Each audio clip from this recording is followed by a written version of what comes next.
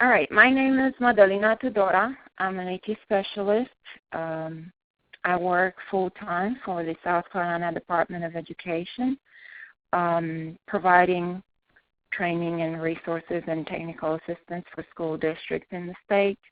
However, I'm not functioning in that capacity here today. So today we're going to go ahead and cover the topic of behavior and some of the options we have as far as assistive technology that could potentially address some of those issues. But before we get started, we're going to do a little poll just to kind of see who's in the room already. So if you would please go ahead and fill that out. I'm going to give it a minute.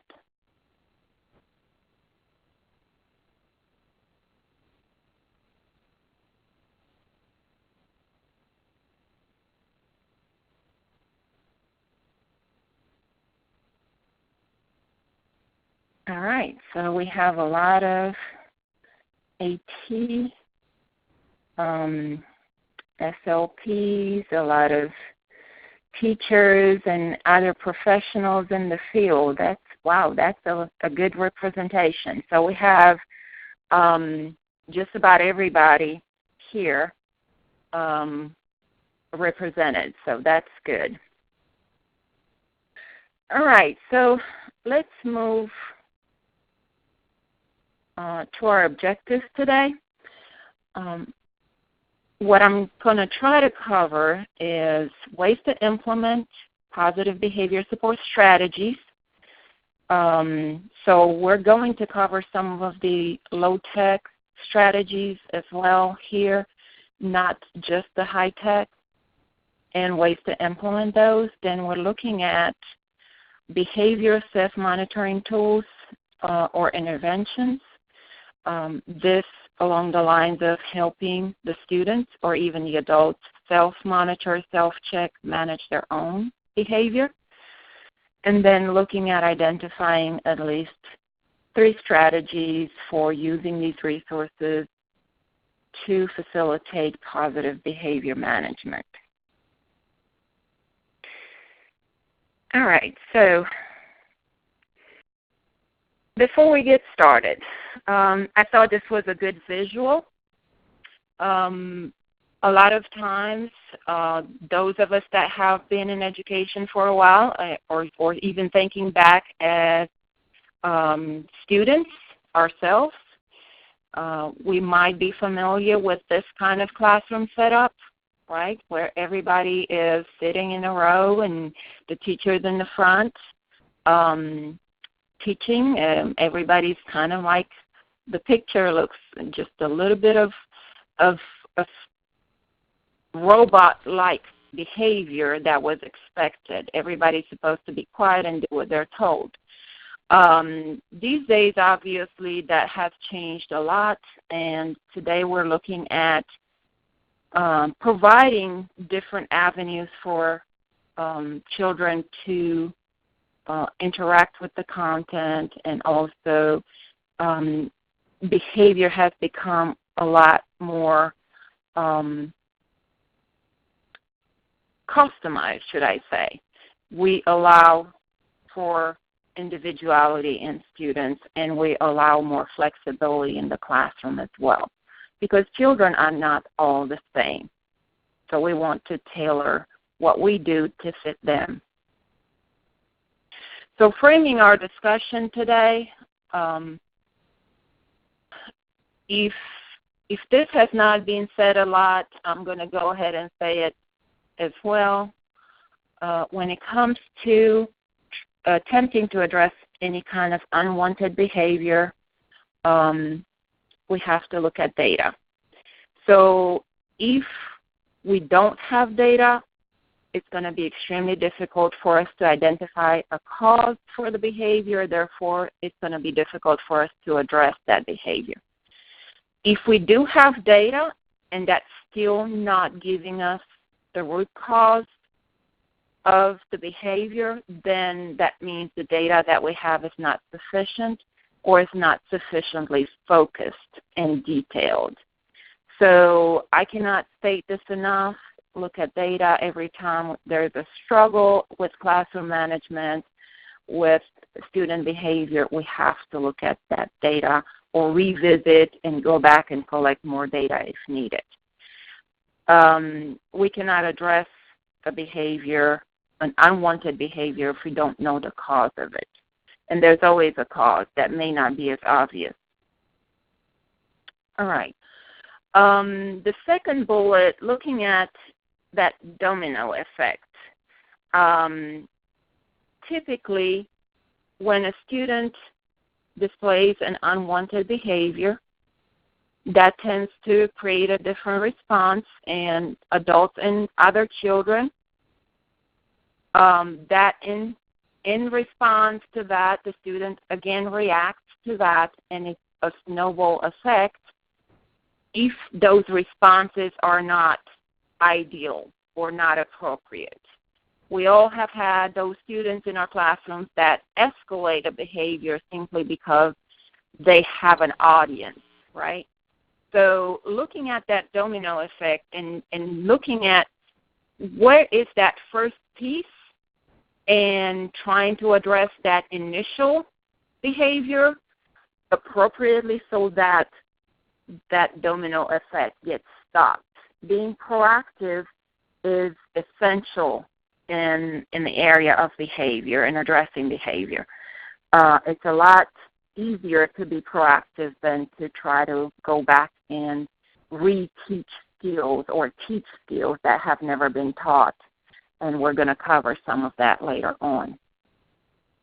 Along the lines of teaching skills and teaching new behavior and addressing unwanted behavior, we have to look at our strategy.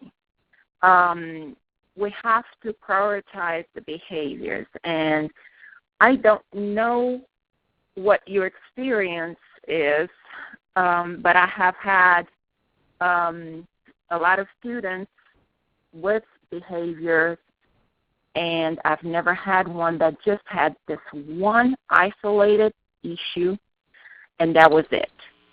Most of them will have more than one behavior that's an unwanted behavior we're trying to address. So in order to be efficient, we have to start with one, okay, one behavior at a time. Well, which one do we pick? It just depends on the behaviors, right?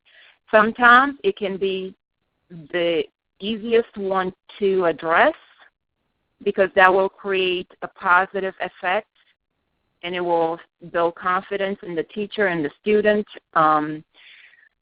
Sometimes it has to be a behavior that we really want to address immediately, right? Like self-injury, aggressive behaviors, those cannot wait. They have to be addressed first. So we have to look at the whole picture and kind of prioritize from there, but we typically want to look at one behavior at a time in order to be efficient. All right, so what are our options in creating some interventions for the classroom? Obviously, as best practice, we have to start with the least to most intrusive. The easiest way to approach this is to adapt the environment. We have students that struggle with things that could be addressed. Lighting, noise, if it can be addressed. Seating, preferential seating, and those kind of issues. So that would be the least intrusive. And then going down the line to adapting the daily schedule and giving the kids options with that. Select or adapt activities and routines. And again, it's always good to involve the students throughout this process and give them a choice in building their own self-management routine.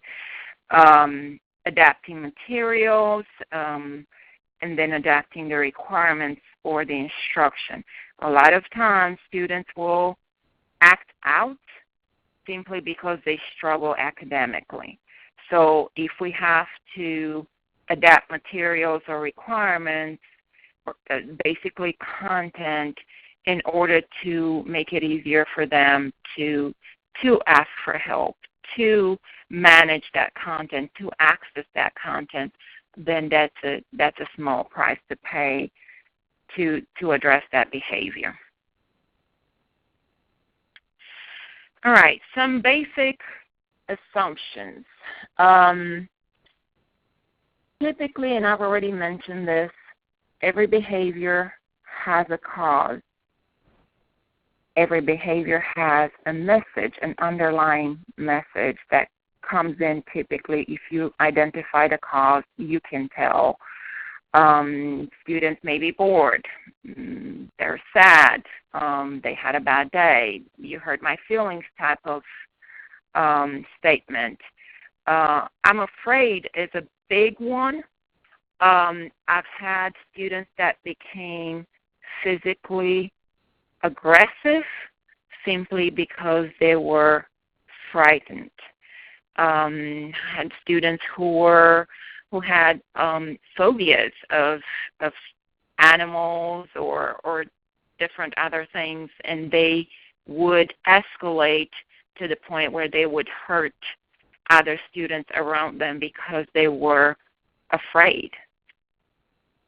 So that's a very important one to kind of identify and address.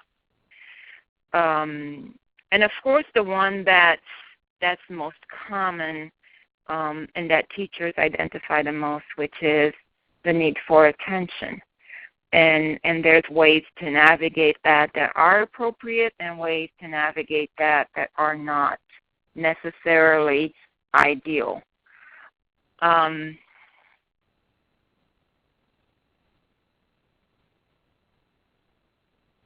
In addition to that, and if we wanted more cause to intervene right away when an unwanted behavior appears, is that typically this leads to habit-forming behavior. If we allow for this to continue, whether we don't know the cause or we tried different things and those interventions have not worked, the longer we wait to address, the harder it is to deal with that behavior. And typically this is a lot of times because that behavior is working for the student.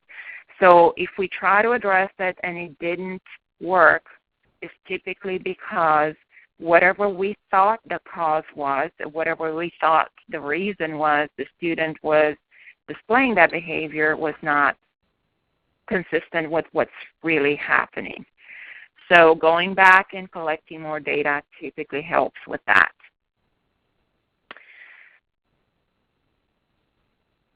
All right, so looking at research and evidence-based strategies, and you're going to notice during the presentation today I'm going to kind of go back and forth a little between low-tech tools and strategies and maybe the high-tech options that are out there, and kind of just explain how these could be implemented for the most effect. So as a general rule, and this gets overlooked quite a bit, is the fact that we have to not only address behavior, we have to also teach the behavior that we want as a replacement behavior. A lot of times students act the way they do because they don't have the skills or the tools or the knowledge to act differently. Whether there's a student that is nonverbal and is acting out because they don't have a way to communicate. Or there's a student who's frustrated and has no other outlet because we did not teach him how. Whatever the case may be, we have to teach what we want them to do. I've been in classrooms where time and time again, the teachers would try to address the unwanted behavior, which in one particular case I have in mind, there was a student who was inappropriately touching adults when he wanted something, and the way this was addressed was to address the behavior, as in telling the student not to do that. However, no replacement behavior was put in place. So looking at how do we want them to act instead, we introduce that, we model, we show them how to act, we role play. When this happens, this is what I need you to do. We practice that enough to where the kids can generalize it, and then we have a better option for them.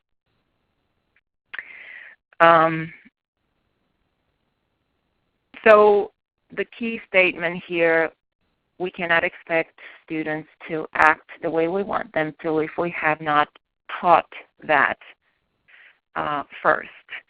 We are very good about teaching kids academics and everything else, but not behavior. So this is where we need to be proactive on a regular basis. Looking at these strategies, this is one example that I see a lot, especially in elementary classrooms. It's very popular amongst teachers. The Stoplight system that comes with a timeout once you get on the red. And the reason, there's a reason I like this and one very big reason why I don't. It is good to send out the message that, okay, at every beginning of every day, everybody's starting fresh. Everybody's, no matter what happened yesterday, how we acted yesterday, today's a new day. We're all going to start on green. The reason why this is not recommended is because it leaves little to no option once the student ends up on that red light. It's really not giving room for teaching replacement skills. We all had those students that come in and within the first 5 minutes they're on red. So where do we go from there for the rest of the day or for the rest of that period, or however you're using this? It does not leave room for any additional adjustments after that child reached that level of stop, red, sit out, time out. Okay, so again, teaching the replacement skills is very important, and this does not necessarily teach the kids how to act instead. It just tells them they didn't act correctly or how we wanted them to. If you pair this up with other options that could work, I typically recommend staying away from it.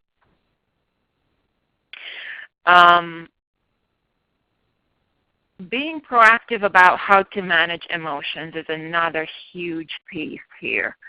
And I don't see a lot of that happening either.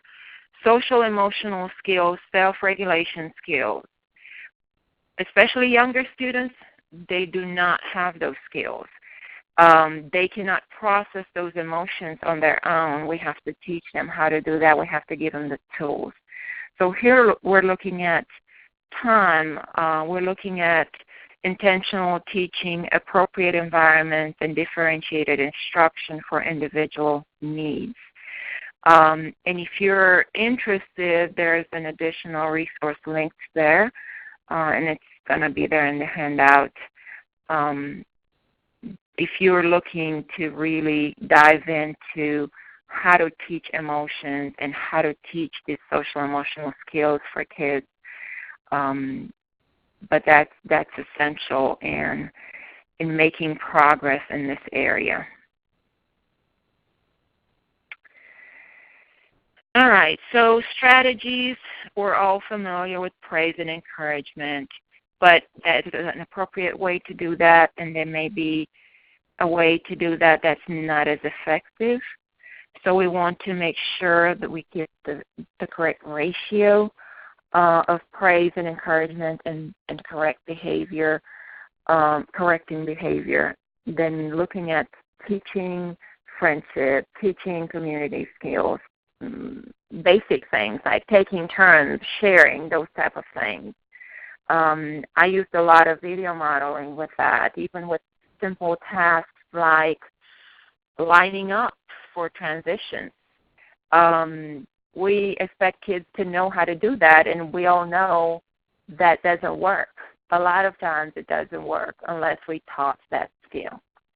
So learning about emotions, learning about conflict resolution, problem solving, show them how we think, tell them how we feel and how we would address a specific situation, obviously being age appropriate. That's a big component in being proactive about managing behavior. Setting up rules for your classroom, we don't want a lot of them. We want, ideally, again, for them to be age appropriate, and we want to provide a visual. Even at the high school level, we have students who are visual. We have students who still struggle maybe with dyslexia or they have a vision impairment, so they struggle to actually see and read. We want to provide options for that within the rules, but again, being age appropriate. Involve the students in creating the rule and revisit those on a regular basis. And again, especially with younger ones, making sure they're displayed at eye level. And that's year-round, not just at the beginning of the year when we teach them and then move on. It's very important for students to be able to access those easily and reference those. And I have done this in my classroom when I was teaching, and I was surprised to see that students started addressing each other's behavior and pointing at the roles. When somebody was acting in contrary to what our rules were. So that was very interesting to see. Even younger kids, even older kids, they all end up doing that if we teach it correctly. All right, so looking at assistive technology and how this can help, what are our options as far as the continuum of behavior prevention? And we have some examples here and how you can be proactive about that in the way you set up your classroom. Again, just we showed the video, the example of rules and other visual supports and schedules and timers and making sure that communication supports are in place, especially if we have classrooms where kids are nonverbal, or they might need that visual to communicate rather than just talk. A voice meter is a good way to teach kids appropriate voice levels rather than just tell them. The emotions wall, and we're going to talk about that more later on, but that's something that I recommend each classroom to have and have a routine of using that every day. And then looking at the so-called postvention, which is actually a CPI term, and it's really the part that doesn't always happen. So after the unwanted behavior happened, after a crisis happened, how do we address that?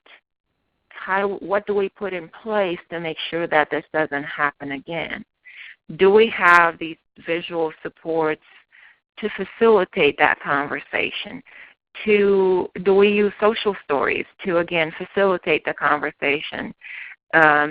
Show students, teach them new skills, new behavior that we want them to display next time, rather than the behavior that we consider unwanted behavior.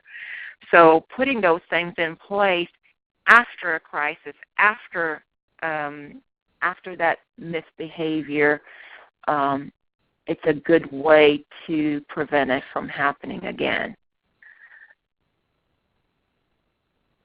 All right, so we covered the basics. What do we do now? We have our classroom, we have our students.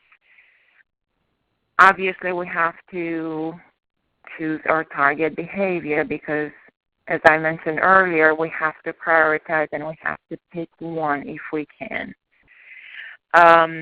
Let's look at the cause of that behavior and then develop and implement the behavior prevention plan. And that's interesting to say prevention rather than intervention.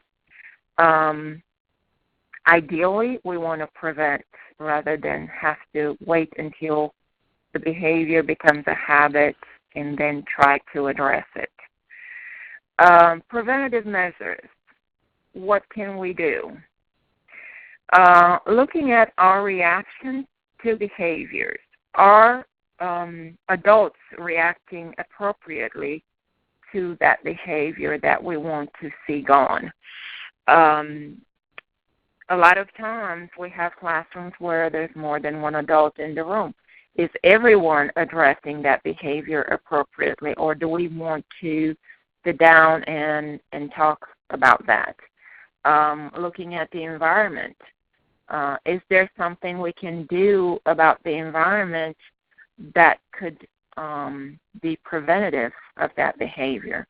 Outside of preferential seating and close proximity of the teacher and seating arrangements and lighting and noise levels and all those things that maybe we can address. Making your expectations known. Obviously, rules is one way of doing that, but a lot of times you might have a different set of expectations for a specific classroom setting or for a specific activity. Use rewards or reinforcers. And again, these have to be tailored to the student. If things do not work that work with everybody else, we have to go back and try something different. If we don't pick the right rewards, the student is not going to be interested in, obviously. And then improving communication skills. We're looking at the student and how we can address those communication skills with the student, and hopefully we don't have to address our own, but if we do, this would be a good preventative measure as well. The ABCs of behavior. For if there's anybody that's not familiar with this yet, I listed an example of looking at antecedent behavior and the consequence for the behavior, and looking at that full picture and looking at the data and try to build our plan around that.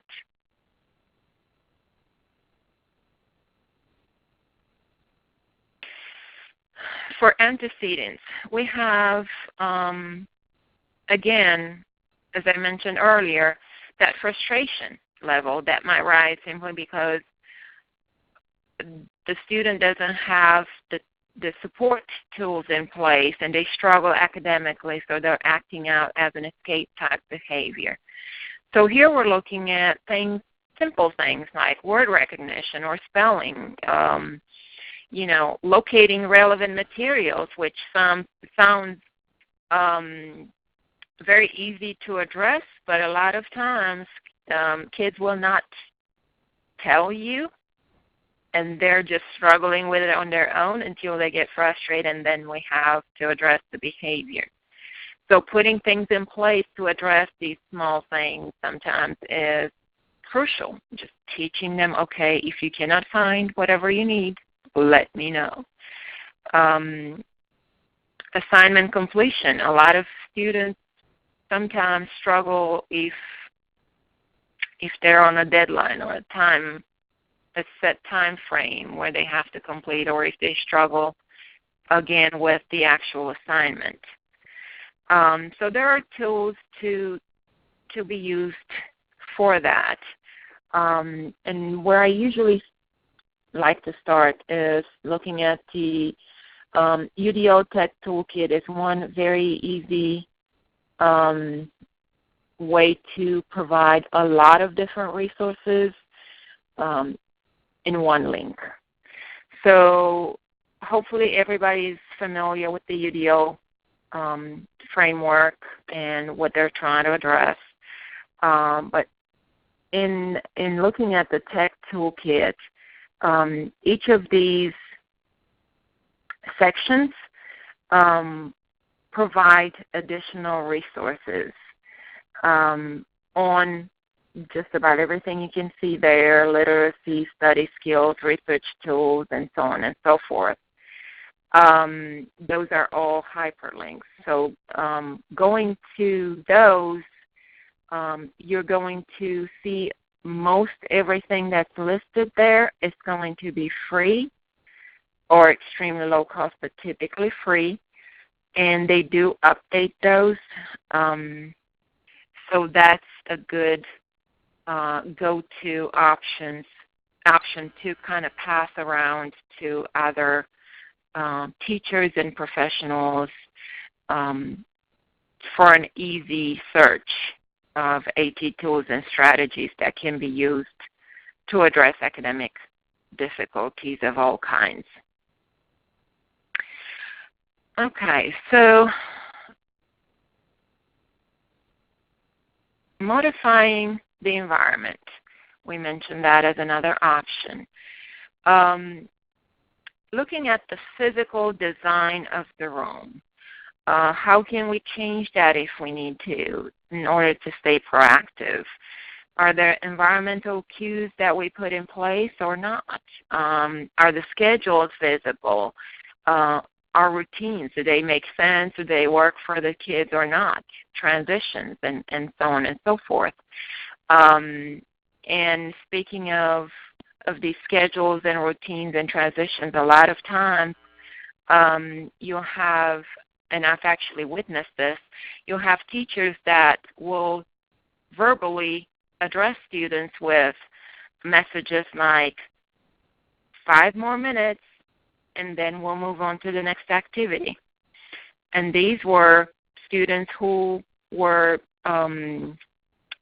elementary students, very young. There was a clock in the room, but they, I'm sure, could not figure out what 5 minutes meant. So think about how do you pair up those routines with visual support in order to make sure that your statements hold meaning for the students, especially for younger kids, but not necessarily just for them. Promoting engagement during large and small group activities. Simple rules and expectations, and ongoing monitoring and positive attention.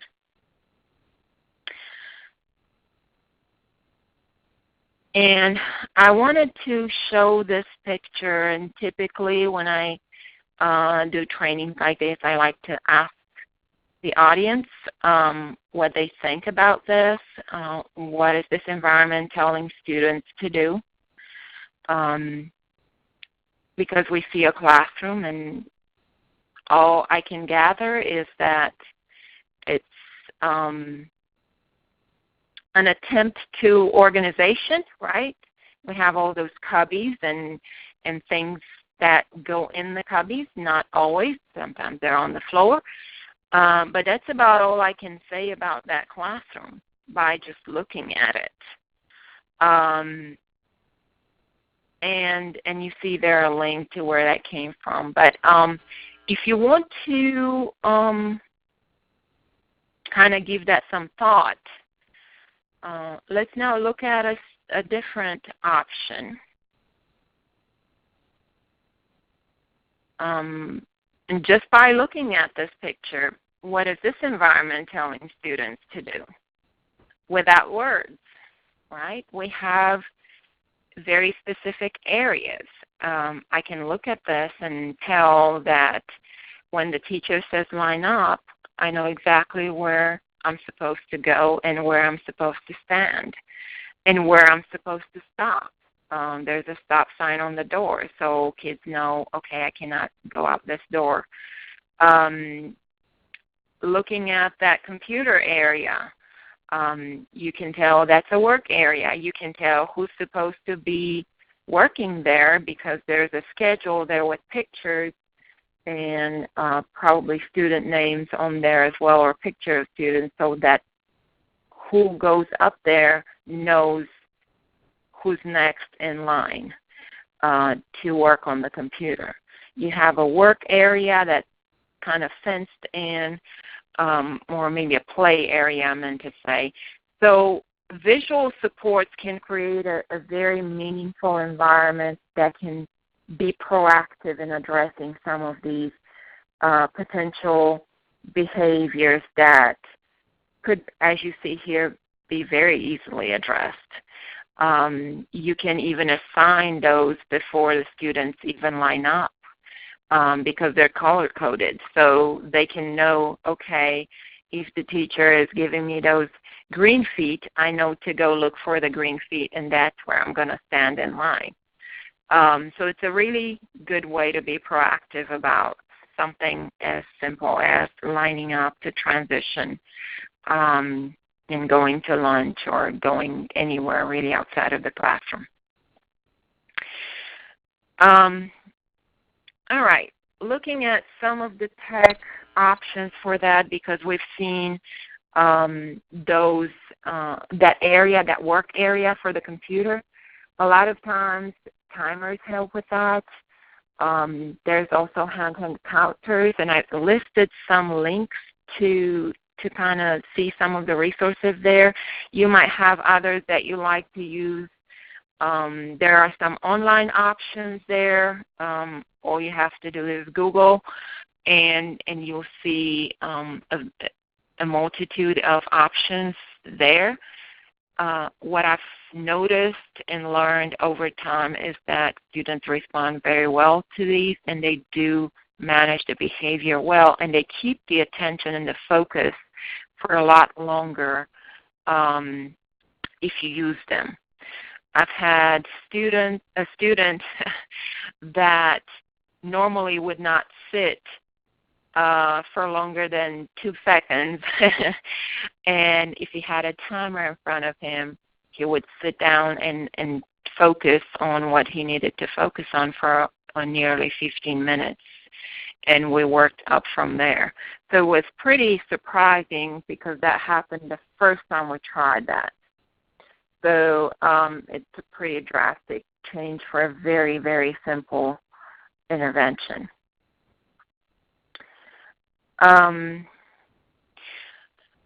One tool for teachers, behavior tracking software. This is easy record keeping for teachers, for kids, and I'm going to see if I can show that.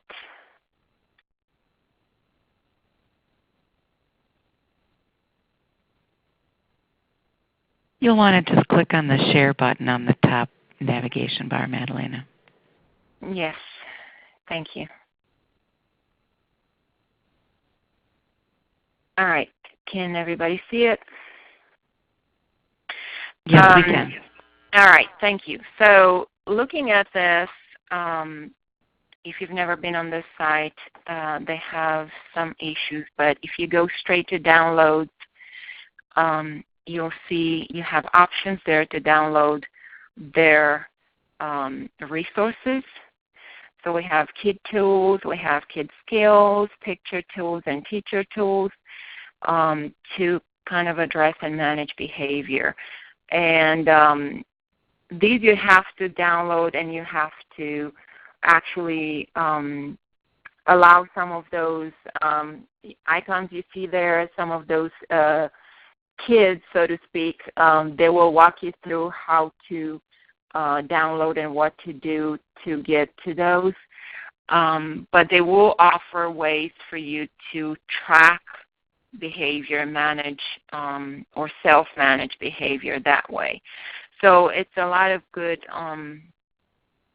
opportunities to use ready-made resources that are interactive and they're fun for kids. Okay. Self-monitoring. Looking at visual and auditory prompts.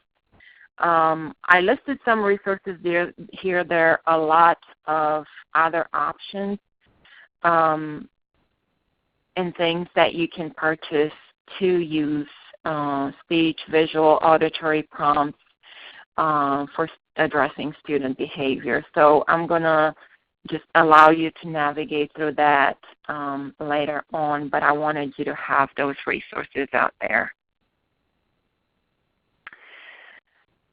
And the one that I'm going to try to show is the self-graphing.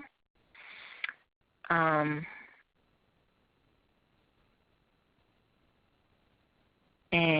if you give me 1 second. Okay.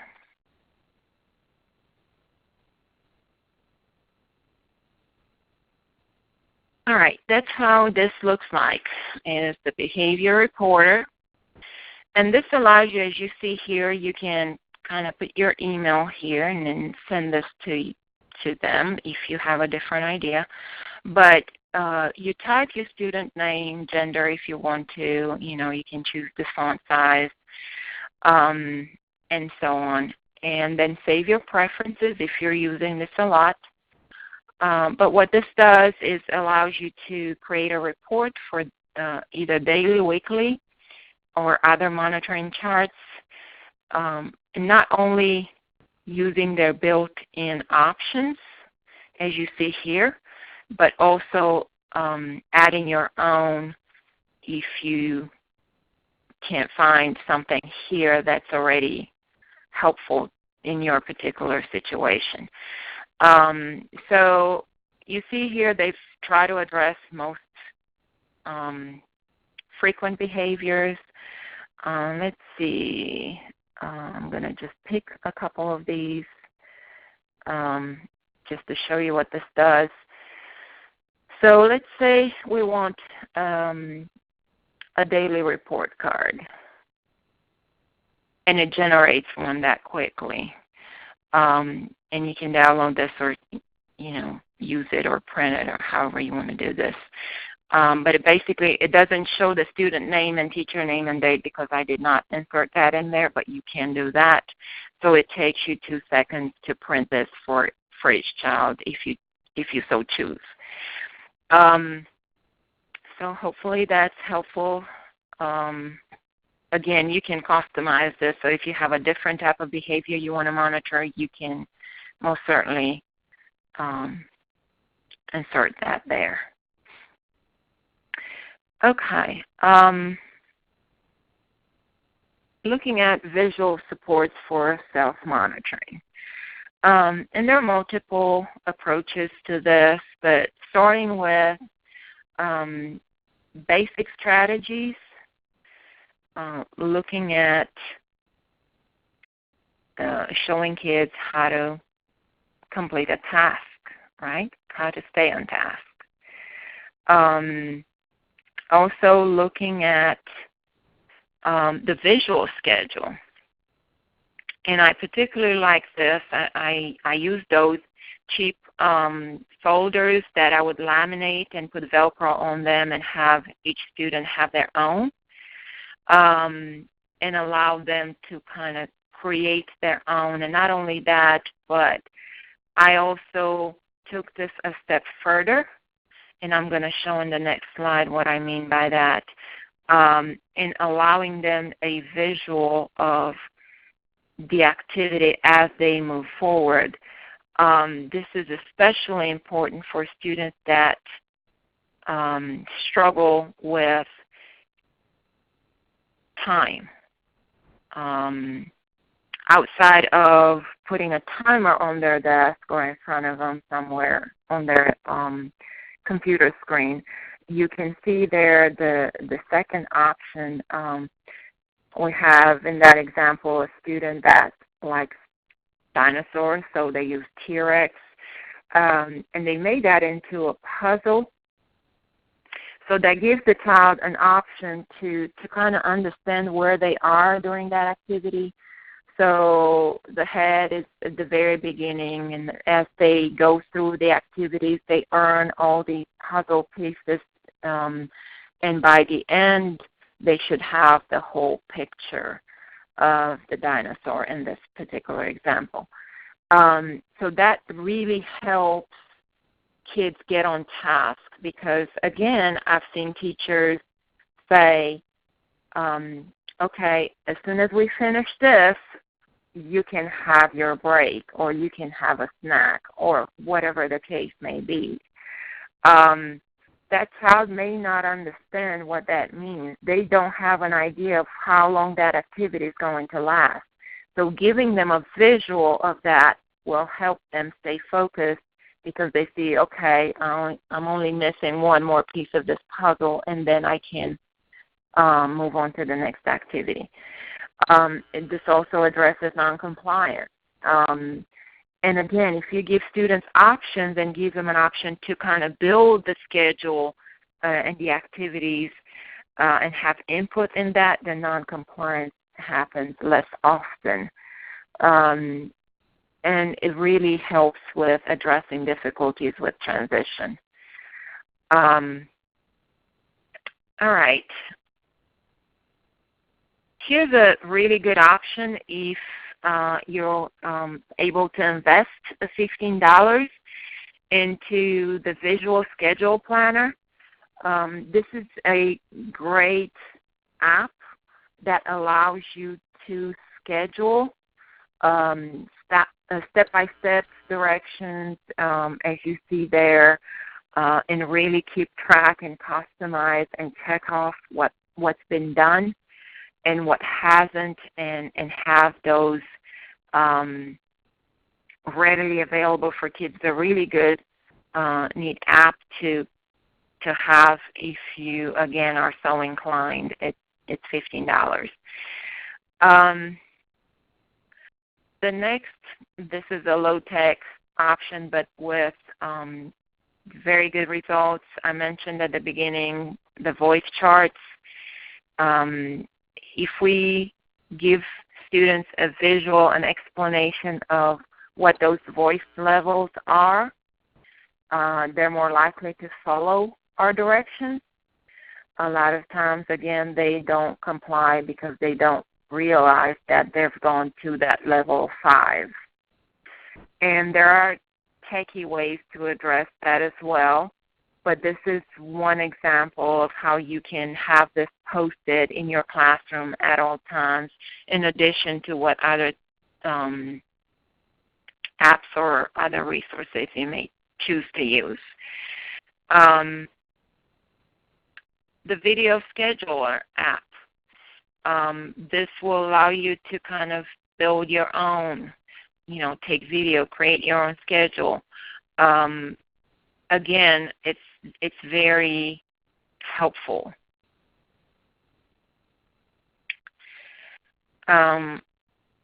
One that I really recommend a lot, even if you just use it for this, they have different other options, and I'm going to show you their website in a minute if you're not familiar with this. But the one that I wanted to reference is the Voice Meter app. And it looks just like you see there. You use it with your device, your iDevice, and it will give you a visual of how soft or how loud you're speaking at that moment. So it's a good training tool or self-monitoring tool for kids to be able to see, okay, I'm getting too loud. This is where I am. I'm in the red zone.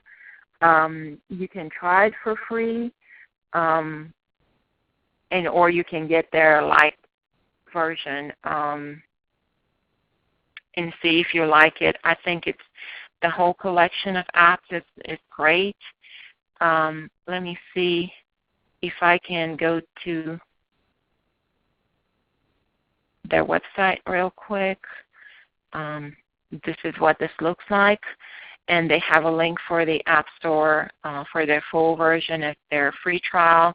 And you can kind of look at their videos to see what else they have available. But they have a whole series of options to address, as you see here, all aspects of addressing behavior, including relaxation and those type of helpful options.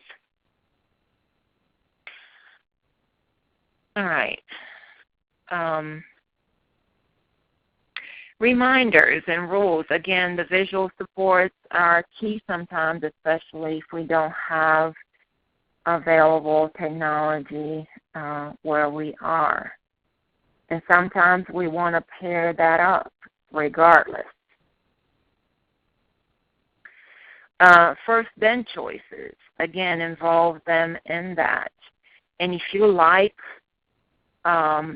giving them choices, if you do this, then you can choose your preferred activity.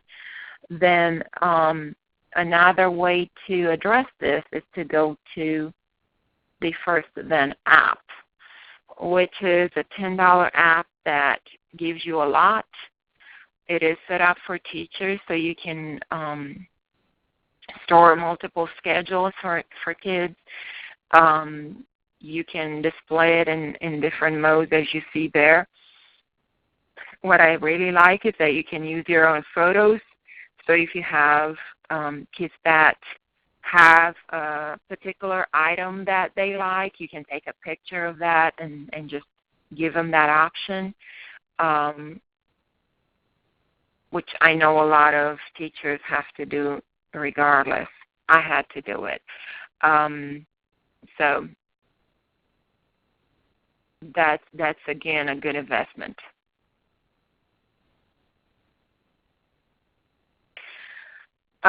Teaching kids to ask for help.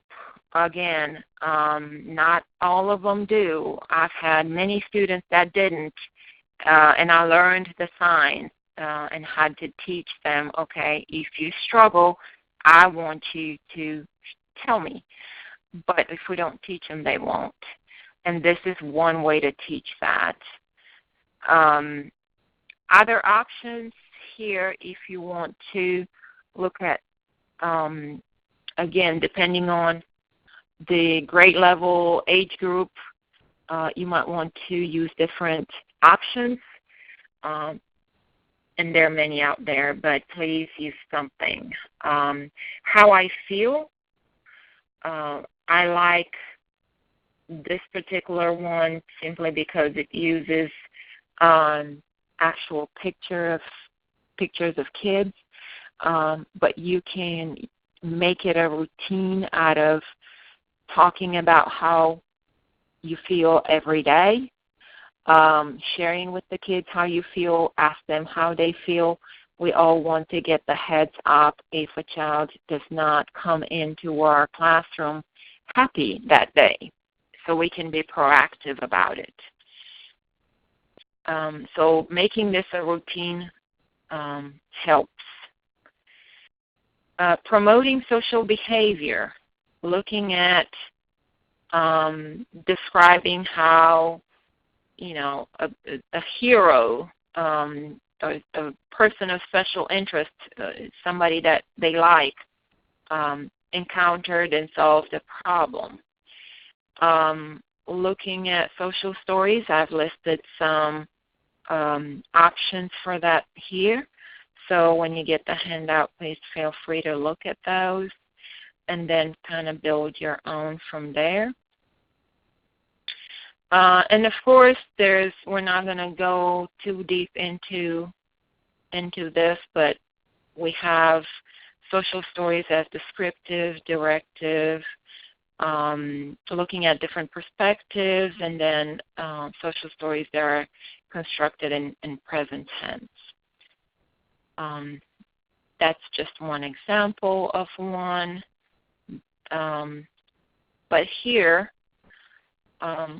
looking at visual cues that you can use to pair up with the social roles and social stories, and that's just one example of giving them kids a visual of what you want them to do in a specific situation. Not only that, but walk them through the thinking process of how do I do this?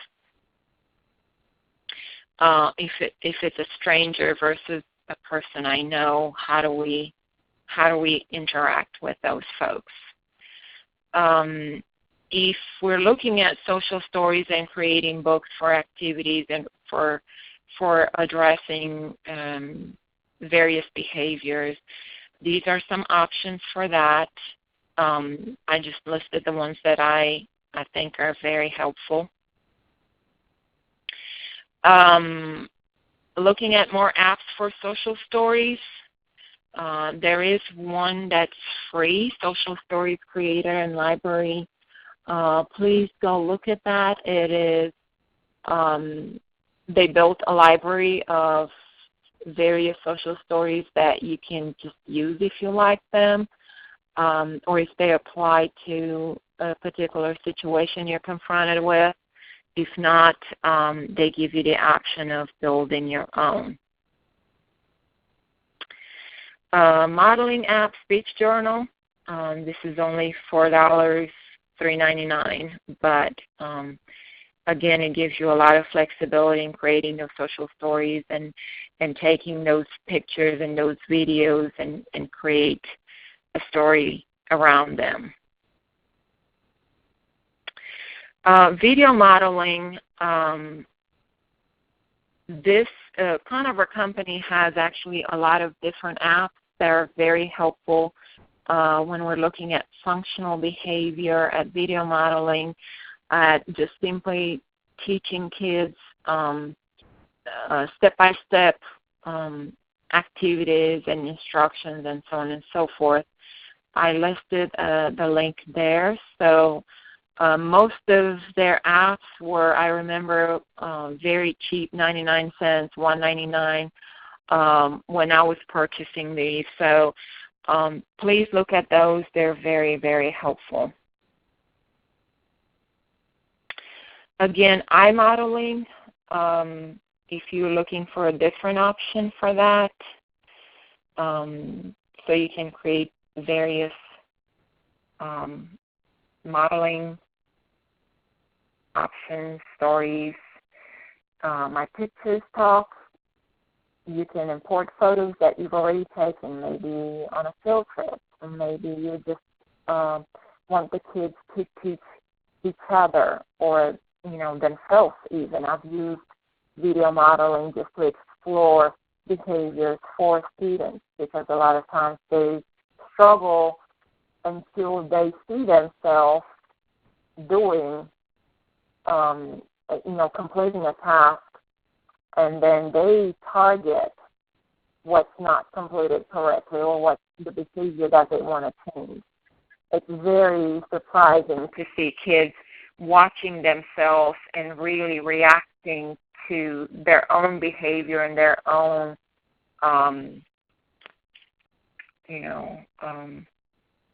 skills.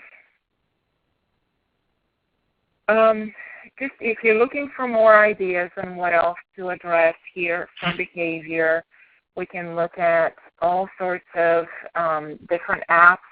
You can find some that are free, some that are not, but looking at these search options for apps, that could be helpful as well. A very robust app for behavior tracking. This is really set up for ABA therapists to collect data and to navigate and to analyze that data. It makes it very easy to do that. So especially if that's your main assignment, you might want to consider that if you haven't already. Apps for Charts is a really neat free app that allows kids to earn stars that they can use then to buy, the preferred activity, or buy, free time, or buy whatever it is that they want. As you see there, they can pay out once they gathered so many stars. If you have the full version, then you can create multiple profiles. If you just want the free version, you can try that and see how you like it. Behavior tracking software, Class Dojo. This is free. If you have not used it yet, I know a lot of teachers that do. If you have not yet looked at this, please do. It allows you to really provide feedback to students and parents in real time. And again, it's free, so it's very, very helpful. Everybody that uses it that I've talked to are very happy with it. Looking at teaching coping skills, one other option to do that that I wanted to show is the break card. And here we have a card that you can fold in half like a tent and put it, the kid can put it on their desk. So the teacher can see, I'm feeling upset, I need to calm down, what do I do? And then, or you can even put something else there that signals the teacher that they need help. And then on the other end, you see options that you can use to calm down. And then the other picture is about, again, teaching them what you want them to do rather than just tell them you need to calm down. And then the last one I wanted to show is Healthy Boundaries. And this is only 99 cents, but it's an app that allows you to work with kids in teaching healthy boundaries for touch. You can categorize people they know into family and friends and medical professionals and people you know and people you don't know and so on and so forth. And it does allow you to take pictures of those people, assuming they are okay with that. And you can kind of teach the students what's appropriate for what group of people. For instance, if you go to the doctor, it's okay for the doctor to touch you, but not a stranger. So again, looking at those kids that struggle with those touch boundaries, especially kids with autism tend to struggle with that. This would be a good app to work in addressing that issue with them.